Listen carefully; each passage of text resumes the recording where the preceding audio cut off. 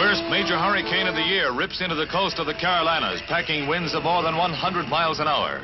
Sweeping everything before it, the big blow named Connie makes matchwood of beach homes and drives thousands to the interior for shelter.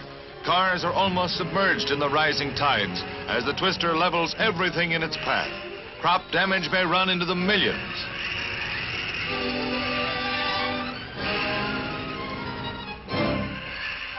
Capricious Connie suddenly veers north and west, heading into the metropolitan areas of big seaboard cities. New York is sideswiped with gales reaching 60 miles an hour, accompanied by a downpour that submerges residential areas with 9 inches in little more than 24 hours. Suburban areas are virtually paralyzed by flooding storm sewers and high tides. As the downpour continues, thousands of homes are flooded and left without power. And as the raging waters race through the streets, they leave the inevitable quagmire of mud. In her reign of terror, Connie carves her tragic niche with a total of 43 dead and damage estimated at $15 million.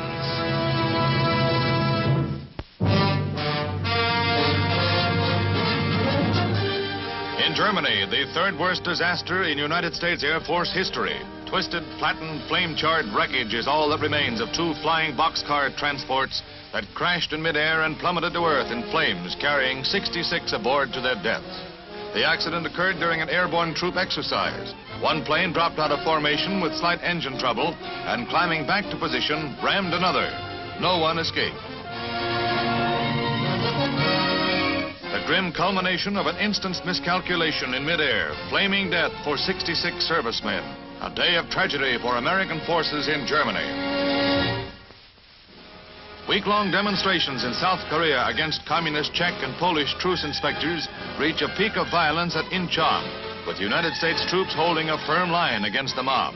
The demonstrations, in which thousands have taken part, are in support of Syngman Rhee's ultimatum, demanding that the East European Armistice Commission members leave the country. A minimum of violence was used in repelling the mob attacks, but an estimated 44 Americans and over 100 demonstrators were injured. On the 8th day, President Rhee yielded to America's firm support of the armistice agreement, whose terms guarantee the truce inspectors' safety. Korean anger against the Reds continues, but the threat of violence has receded after the attempted use of mob rule to coerce American policy resulted in the use of tear gas by American troops against the people of an ally. This is Homecoming, the end of a saga of imprisonment and torture for 11 American flyers who endured the barbarity of a ruthless enemy for 30 long months. But at Travis Air Force Base, brainwashing is momentarily forgotten as Colonel Arnold is embraced by relatives. There's a tragic homecoming for one member of the group, Daniel Schmidt, whose wife remarried during his imprisonment. Happier is the lot of Major Balmer, still on crutches, surrounded by friends and relatives. Safe at last, but Americans will long remember their inhuman treatment.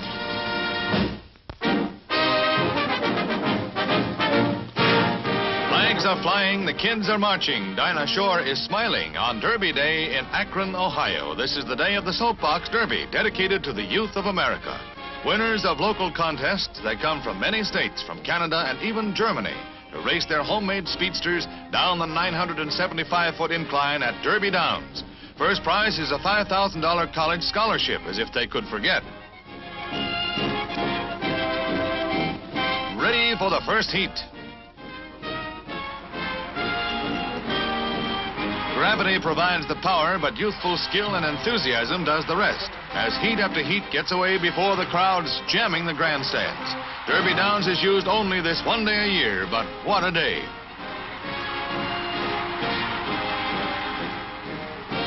One by one, the heats are run. Victory for some and another heat, while for most the disappointment of defeat. But all is forgotten as the final heat is run, and there's the winner on the left, a 6-foot, 14-year-old Richard Rohrer of Rochester, New York. Dick will use his scholarship to study medicine. He'll remember Derby Day. Soldiers Field, Chicago, where 75,000 sports fans are in for their thrills worth of football. Pros versus college all-stars. The 22nd in this series of Midsummer Gridiron Classics. Pros on the move. From the one, Radaman of the Cleveland Browns scores to put his team out front. Aerial warfare is waged, Radaman doing the passing, with Lavelli on the receiving end, as the Browns, world champs, again gather momentum. Skirting the all-star flank, Renfro goes 18 yards. That's all it takes for another Brown tally. Trailing by 4, the Collegians get going. Guglielmi tosses to Dupre for a gain of 20 yards. Ralph Guglielmi, Notre Dame passing ace, connects again, this time to Magel of Rice. Keep passing, it works. Guglielmi to Hare in the end zone, and the All-Stars are ahead. But not for long. Passing is a Brown fancy, too. Radaman heaves to Renfro for a gain of 42 big yards. Radaman to Renfro, the right combination for the cash and carry Gritters. Radaman to Renfro for the TD, and the Browns are out front at halftime. Late in the game, break for the All-Stars. Bettis intercepts, and the college boys are off and running. Off to victory for the first time in 5 years against the pros. Who's passing? Guglielmi of Notre Dame, spotting his man with bullseye precision right in the shadow of the goal line. Mel Triplett bangs across, and the All-Stars win it 30-27.